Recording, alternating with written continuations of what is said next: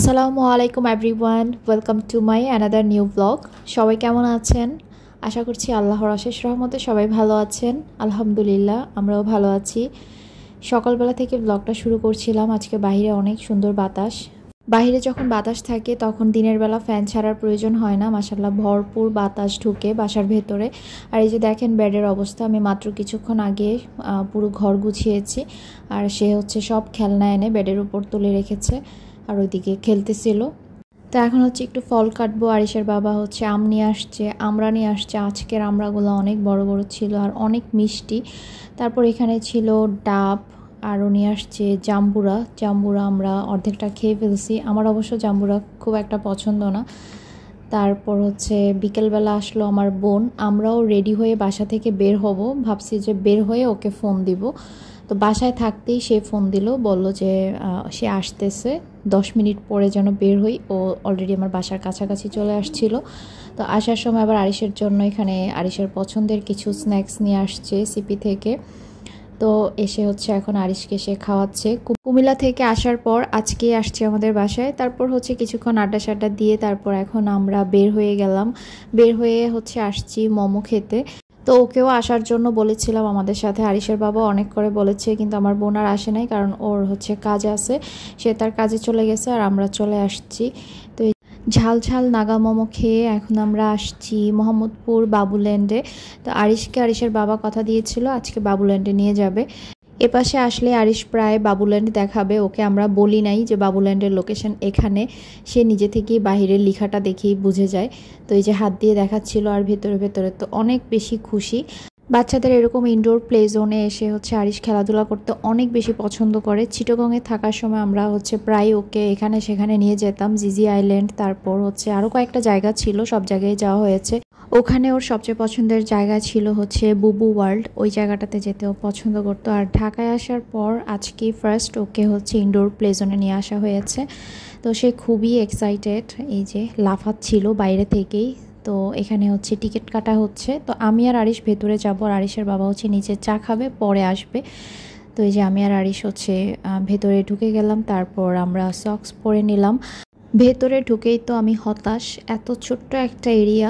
আমি ভাবছি যে এরিয়াটা আরও অনেক বেশি বড় হবে, কারণ বাবুল্যান্ডের মতো এমন রিনাউন্ড একটা বাচ্চাদের প্লে জোন এরিয়া, নিশ্চয়ই জায়গাটা একটু বড় সড়ো হবে। এখানে এসে দেখলাম যে চিটাগংয়ের থেকেও অনেক বেশি ছোট এরিয়াটা। মোটামুটি চিটাগংয়ের জিজি আইল্যান্ড বা বুবু ওয়ার্ল্ড এই টাইপের যেগুলো ছিল মোটামুটি অনেক বড় ছিল। আর এখানে হচ্ছে বাচ্চাদের খেলার আইটেমও অনেক কম। তো ঢুকেই তো আমি মানে একটু হতাশই হয়েছি, কারণ ওদের টিকিট প্রাইস কিন্তু অনেক বেশি। সে তুলনায় এখানে গেমসের আইটেম অনেক কম। তো প্রথমেই ঢুকে আরিশ খুব খুশি। ও হচ্ছে এখানে অনেকক্ষণ আজকে সময় কাটাবে। আর যাওয়ার সময় যে একটা অবস্থা করেছে, বেরই হতে চাচ্ছিল না। মোটামুটি 2 আওয়ার্সের মতো ছিলাম। তো এখান থেকে সে হচ্ছে আর বেরই হবে না, যেতেই চাচ্ছিল না। তো আমি ওকে হেল্প করতেছিলাম সবগুলোতেই, যেন সবগুলো অ্যাক্টিভিটিও করতে পারে। তো আরিশ এবার আসার পর এখানে যেটা দেখলাম যে এখন তো একটু বড় হয়েছে, চিটাগংয়ে থাকতে তো একটু ছোট ছিল, তখন হচ্ছে ও সবগুলো অ্যাক্টিভিটি করতে পারতো না। তো এখানে সে স্লাইডিং করতে সবচেয়ে বেশি পছন্দ করেছে এবার। এখানে সে মোটামুটি এই জায়গাটাতেই ছিল ½ আওয়ারের মতো, এখান থেকে ওকে তুলতেই পারতেছিলাম না। এই গেমসটা সে অনেক বেশি এনজয় করেছে, এবার নিজেই বলেছে বেশ অনেকক্ষণ ধরে সে এখানে স্লাইডিং করেছে আর খুবই মজা পাচ্ছিল। তো প্রথম দিকে আমি ওই আপুটাকে একটু বলছিলাম ওকে একটু হেল্প করার জন্য। তো উনি হচ্ছে এই পাশটা ওকে একটু তুলে দিয়েছে, কারণ এখানে বল জমে গিয়েছিল। ও সিঁড়ি পর্যন্ত গিয়ে দাঁড়াইছিল আর উঠতে পারতেছিল না। তো উনি হচ্ছে একটু হেল্প করে দিল, বাকিটা সে নিজে নিজেই করে নেবে মাশাল্লাহ। আজকে অনেকগুলো অ্যাক্টিভিটি সে করেছে। এখন হচ্ছে ভয়টা কেটেছে, তখন তো একটু ছোট ছিল, একটু ভয় পেত। তো আস্তে আস্তে এখন হচ্ছে সে বড় হচ্ছে, ভয় কেটে গেছে আর এখন খুবই এনজয় করেছে। তো সে নিজেই আমাকে বলতেছিল, মা আজকে আমি অনেক এনজয় করেছি, আর আমি ওর জন্য এখানে থেকেছিও অনেকক্ষণ। ওইদিকে আরিশের বাবাও বলতেছে ওর যতক্ষণ ভালো লাগে ততক্ষণ থাকুক। তো এই তো একটার পর একটা সে করছিল, বিশেষ করে এটাতেই সে অনেকক্ষণ ছিল। তারপর গাড়িও চালিয়েছে। মোটামুটি এখানে যা যা ছিল সব কিছুই আরিশ করেছে। তো আমাদের বাসার পাশেও একটা ইনডোর প্লে জোন আছে, দেখি ওইটা তো আরিশকে নিয়ে যাব। ওইটাতে হচ্ছে একটু কাছাকাছি আছে বাসার একদম, তো ওইটাতে হচ্ছে প্রায় রেগুলারই নিয়ে যাওয়া যাবে। আসলে ছোট ছোট বাচ্চাদেরকে এই ধরনের ইনডোর প্লে জোনে নিয়ে যাওয়াটা অনেক বেশি জরুরি, কারণ ওরা খেলতে পারলে ওদের মন মানসিকতাও ভালো থাকে, ব্রেন ডেভেলপ বা সব কিছু শারীরিক বৃদ্ধি, এই ধরনের অ্যাক্টিভিটিগুলো যদি করতে পারে তাহলে হচ্ছে সে অ্যাক্টিভ থাকবে সব কিছুতে। তো এই তো তো আমরা হচ্ছে চিটাগংয়ে থাকতেও চেষ্টা করেছি মাঝে মাঝে আরিশকে নিয়ে যাওয়ার জন্য। আর এই যে এখন সে জাম্প করতেছে, তো এখানে অনেক কিউট একটা বেবি বসে আছে, ওকে দেখে আমার এত কিউট লাগতেছিল, অনেক মায়া লাগতেছিল, মন চাচ্ছিল একটু কোলে নিয়ে আদর করি। এই যে আরিশের জাম্প করা দেখে সেও জাম্প করতে ট্রাই করতেছে, সে কিন্তু অনেক ছোট মাশাল্লাহ। তো সবাই মাশাল্লাহ বলবেন। এই যে পড়ে গেল আহারে, তো আরিশের জাম্পের জন্য সে পড়ে গিয়েছে। তো আরিশকে বললাম যে তুমি ওই পাশটাতে গিয়ে জাম্প করো, বেবিটা পড়ে যাচ্ছে। সে সম্ভবত এখনও দাঁড়ানো শিখে নাই, পিচ্চি একটা বেবি বাবা মায়ের সাথে এসেছে।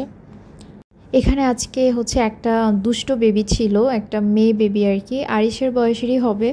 সে একটু পরপর এসে আরিশকে জ্বালাতন করতেছিল। বিষয়টা দেখে প্রথম দিকে আমার খুব হাসি পাইছে, লাস্টের দিকে আমার নিজেরই বিরক্ত লাগতেছিল। বাচ্চাটা এত দুষ্ট, মেয়ে একটা বাচ্চা। আরিশ গাড়ি চালাচ্ছে, গাড়ির সামনে দিয়ে তো খোলা, তো সে হচ্ছে মানে হাত ঢুকিয়ে আরিশের চোখের মধ্যে প্রথমে খামচি দিয়েছে। তারপরে গিয়ে আরিশ দোলনা চড়তে বসছে, ওখানে গিয়েও ওকে তাড়া করছে, ওর চুল ধরে মানে টান দিছে। তো এইরকম করে বেশ কয়েকবারই হচ্ছে আরিশকে সে মারার চেষ্টা করেছে, ইভেন সে মেরেছেও। তো আমি একটু খেয়াল করলাম যে আসলে সে মানে যাকে সামনে পাচ্ছে তাকেই মারতেছে, সব বাচ্চাদেরকেই সে মারতেছে। আর যেন তেন মারার না, মানে মারার স্টাইলটাও মানে ভয়ঙ্কর। ঠাস করে এসে একদম চোখের মধ্যে একটু হলে ওর হাত ঢুকে যেত আরিশের চোখের মধ্যে, মানে এমনভাবে খামচি দিয়ে ধরে। তো আসলে এই ধরনের বাচ্চাগুলোকে মানে কোথাও নিয়ে গেলেও আসলে মানে ভয় লাগে যে মারপিট শুরু করে দিবে, এরকম একটা ব্যাপার। প্রথম দিকে তো আমি ভাবছি আচ্ছা ওকে ছোট বাচ্চা একটু খামচি টামচি দিচ্ছে, পরে দেখলাম যে সে পিছুই ছাড়তেছে না, যাকে সামনে পাচ্ছে তাকেই মারতেছে। আর ওই বেবিটার মায়ের অ্যাটিটিউড দেখে আমার আরও বেশি অদ্ভুত লেগেছে যে ওনার বেবি অন্য বেবিদেরকে মারতেছে, এই জিনিসটা উনি পাত্তাই দিচ্ছে না, উনি ওনার মতো দাঁড়ায় আছে, একটু টান দিয়ে নিচ্ছেও না বাচ্চাটাকে। অন্য বাচ্চার মায়েরা বলতেছে যে মারতে হয় না বাচ্চাদেরকে, ও তো ছোটো বেবি, মারতেছো কেন? বাট উনি হচ্ছে ওনার মতো, মানে এটা কেমন বিহেভিয়ার। যাই হোক, এই ধরনের বাচ্চাগুলো আসলে অনেক বাচ্চার ভিড়ে গেলে এরকম করে, ডিস্টার্বও করে, তারপর আবার হচ্ছে মারামারিও করে। তো পরে হচ্ছে আরিশ আবারও ওই স্লাইডিংয়ের ওই পাশটাতে যাচ্ছিল, তো পরে দেখলাম যে ওই বাচ্চাটাও ওইটার মধ্যে ঢুকতেছে। পরে আমি আরিশকে তুলে ফেলছি, পরে দেখা যাবে যে সিঁড়ি দিয়ে উঠতেছে, ধাক্কা দিয়ে ফেলে দিবে, বা ওইখানে যদি মারে আরিশ যে মানে ফিরিয়ে একটা মারতে হয় বাচ্চাদেরকে, এই জিনিসটা সে কখনোই বোঝে না। ইভেন বাচ্চাদেরকে যে মানে মারা যায় এই জিনিসটাই সে জানে না। বাচ্চা মানেই হচ্ছে ওর কাছে, বেবি মানে হচ্ছে একটা আদরের জিনিস, যাকে দেখবে তাকেই সে আদর করবে।